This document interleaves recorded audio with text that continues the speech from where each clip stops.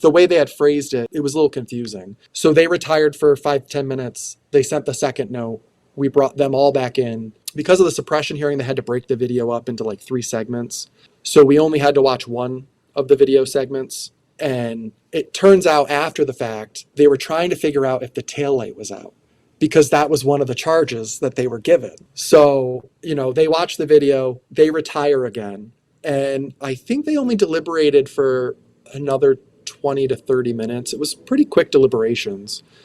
And then, of course, the most nerve-wracking part is, once they send the note out that we have the verdict, and then you're like waiting the 5 minutes for them to get in the courtroom and to get to the actual verdict.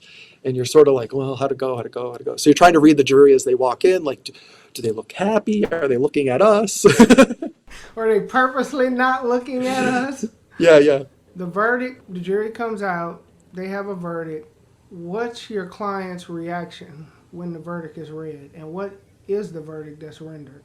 So they acquit him on the DWAI drugs, and they convicted him on the taillight. I knew from watching the body cam footage that the taillight was out, and it was something, in hindsight, I probably should have hit on a little bit more to give him a full defense. But oftentimes as defense counsel, you either let the underlying go or you focus on the underlying to try to get the jury to just convict on a lesser offense than the top charge. They convicted him on the taillight. It was like a $50 fine. Nothing. No jail time. Yeah. Nope. Not all these special conditions he would have had to complete. And I think he paid it at the window that day. So he bet. He was, I mean, ready to be done with that place, right? Yeah. I mean, he didn't have like an overreaction when they acquitted him. You're kind of standing there waiting for the jury. And then, I think he took a sigh of relief, and you could see kind of his shoulders relaxed from being so tense from before. But yeah, it's always a good feeling when you win. See, there are people out there who would say, oh, this is a small case, a small win. But I disagree. I got to say this is a big case and a big win. And this is what I say. All right, your client was only facing 1 year in jail, right? That's how a lot of people would look at it. But only 1 year in jail, imagine what that does to your employment. You lose it.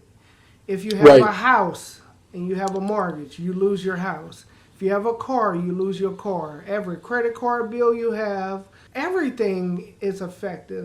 If a person spends anything more, in my opinion, than 6 months in jail, they almost have a reset to their entire life, because the effects are detrimental, and it takes a long time, years, if ever, to recover from that.